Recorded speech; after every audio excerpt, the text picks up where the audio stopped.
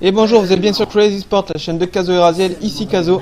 Je vais vous présenter aujourd'hui la mission suprême et la maîtrise qui va avec. Donc la mission de maîtrise qui est de finir la mission en moins de 12 minutes. Donc 12 minutes pour tuer 4 boss pardon. Donc en fait il faudra calculer un petit peu, ça vous donne un petit peu 3 minutes entre chaque phase. Si on compte les 4 boss, fois 3 minutes, ça fait 12 minutes. Donc le but là est de rusher en ignorant totalement les unités adverses. Donc vous avancez, vous récupérez bien les cafards à la fin, histoire de ne pas en perdre en fait pour le boss. Ça fait que du coup ils seront disponibles pour le boss là. Donc vous pensez bien à utiliser le Q pour burster le boss un maximum possible. Vous healez un petit peu vos cafards dès que vous avez un petit peu de temps mort, dès que vous n'avez plus de Q à poser sur le boss, puisque du coup ça ne sert à rien. Donc vous continuez bien à burst le boss à chaque fois. Il y a des mini phases, donc là voilà, il y a le gros F. Donc vous le claquez un coup de Q pour le one shot, comme ça il n'y aura pas de gros dégâts avec une grosse unité qui va sortir. Donc vous continuez à burst le maximum le boss, là vous voyez qu'en très peu de temps il est déjà à moitié de vie.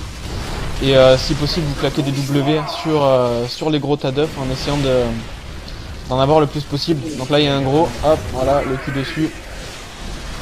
Et on vide tout ça. Donc là on arrive à la deuxième phase du boss, quand il commence à cracher des flammes. Donc c'est déjà une phase un peu plus tranquille à mon goût. Donc vous continuez à avancer. Là on ignore éventuellement toutes les unités. On casse un petit peu d'œufs si on voit qu'il y en a trop. Et on burst le boss, ce qui fait qu'il devrait tomber assez vite avant d'être submergé. Donc le boss qui a plus beaucoup de vie, toujours le Q. Donc pensez à utiliser bien le Q1, ce qui vous fera je crois 150 de dégâts.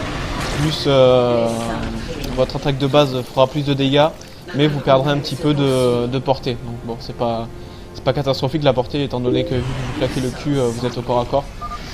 Ensuite ce que vous pouvez faire là, c'est laisser vos unités totalement au départ et ne pas vous en occuper. Pour essayer de les garder pour le boss. Bon, souvent ils meurent à cause des œufs qui éclosent derrière.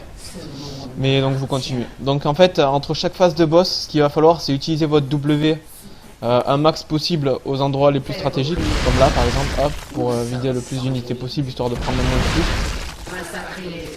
Et pour aller le plus vite possible quand vous voyez que vous êtes à portée de tir de vos adversaires. Donc vous continuez, le W vous permet aussi de ne pas vous faire bloquer par des unités. Donc quand vous voyez qu'il y a un endroit qui est un petit peu chaud, que vous risquez de perdre du temps parce que les unités vont vous bloquer, vous claquez votre W. Voilà, là les renforts pour le boss sont là, donc on rush, on claque le W histoire de ne pas en perdre et on a accès donc à ces unités là pour le boss. Donc là ce qu'il va falloir c'est le focus, faire bien attention à la zone d'AOE qui fait beaucoup de dégâts et qui se déplace aussi. Donc pensez à un maximum burster le boss, donc essayez de garder le plus longtemps possible vos hydras et vos cafards en vie. La petite mauvaise micro, je les ai mis dans la charge. Donc là vous allez commencer à perdre assez vite toutes vos unités. Donc vous continuez à burst le boss avec éventuellement. Et vous évitez les AOE, vous essayez de claquer des W assez rentables en chopant le plus possible d'espèces de zergling qui tombent après la charge. Et vous burstez le boss toujours. Donc là on voit qu'il est déjà à moins de sa moitié de la vie. J'ai bientôt plus de cafards, donc là je pense qu'à cette phase ils vont tomber. Parce que de toute façon il y a le rip-hop. Moi je suis dans la haut donc il va falloir que j'en sorte. Et je continue à burst le boss avec le Q. Si je vois qu'il y a trop d'unités, je claquerai un W, mais pour l'instant je n'aime pas, je les kite. Et on continue. Le boss n'a plus beaucoup de vie. Faire attention à pas se faire bloquer. Et le boss qui devrait tomber, le Q disponible.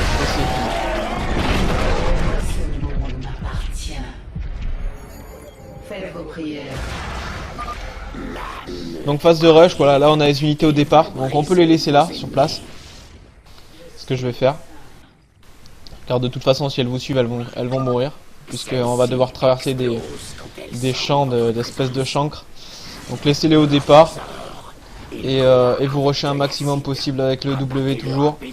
Voilà, vous le claquez quand vous voyez que vous risquez de vous faire coincer. Donc là c'est la phase éventuellement la plus dangereuse, mais si vous avez de l'énergie, il n'y a pas de souci. De ne pas claquer trop de W pour pas se retrouver en manque d'énergie et rester bloqué au milieu des chancres. Donc vous gardez bien un maximum les W pour pouvoir traverser les unités et pas vous faire bloquer toujours. On voit que mes unités sont toujours en vie. Nous nous adaptons.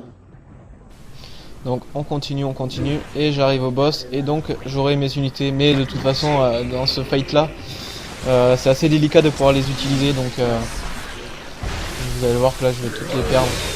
Bon, il y a des moves meilleurs à faire hein, pour burster un petit peu mieux.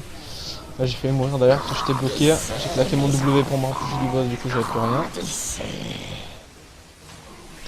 Et donc on continue, on utilise le Q, on reste toujours hors de portée des chancres. On a assez de portée avec Kerrigan pour pouvoir taper en dehors de ces vagues là, parce que les chancres font très mal, hein. Si vous restez au milieu d'une explosion, il y en a plusieurs pour vous faire one shot. Donc vous restez bien en dehors, vous évitez le plus possible les vagues de poison. Vous avez 2 sorts donc pour pouvoir vous déplacer, vous avez le Q si vous claquez sur un chancre, vous avez le W pour traverser. Donc n'hésitez pas à claquer le W quand vous voyez que vous vous faites coincer, donc évitez de le claquer pour rien, gardez-le, gardez un max d'énergie pour le Q et le heal au besoin. Donc moins vous claquerez de heal, plus vous pourrez claquer de Q. Et donc vous continuez, vous restez toujours en dehors de... Vous évitez de vous mettre au milieu des chancres, vous restez en dehors, vous tapez, vous claquez des Q et voilà.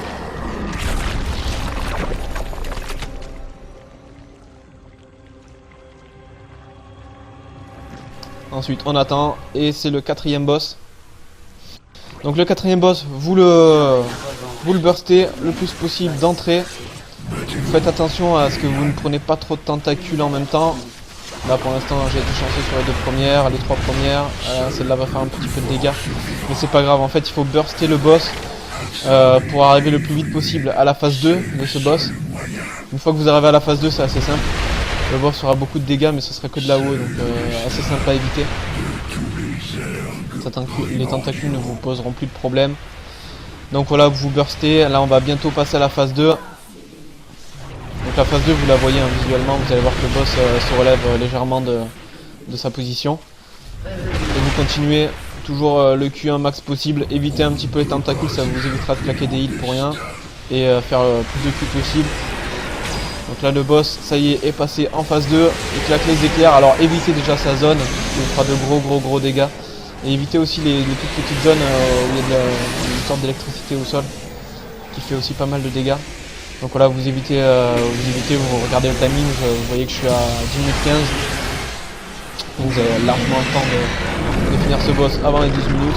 Donc voilà, vous savez que vous avez environ 3 minutes par boss. Pensez à faire des sauvegardes éventuellement après chaque boss, ce qui vous permettra de recommencer si jamais vous échouez, par exemple sur le dernier qui est à mon goût le plus difficile à réaliser. Donc faites vos sauvegardes et vous allez voir que vous allez y arriver assez facilement. Donc c'est pas mon record, j'ai mis 10 minutes 29, j'étais plus dans les 9 minutes. Donc là c'est une vidéo pour vous montrer un petit peu comment je faisais. Donc voilà, j'espère que cette vidéo vous a aidé. Si vous avez des questions, n'hésitez pas à les poster sur cette vidéo. N'hésitez pas à vous abonner à notre chaîne aussi. Et puis je vous dis à bientôt pour une prochaine vidéo.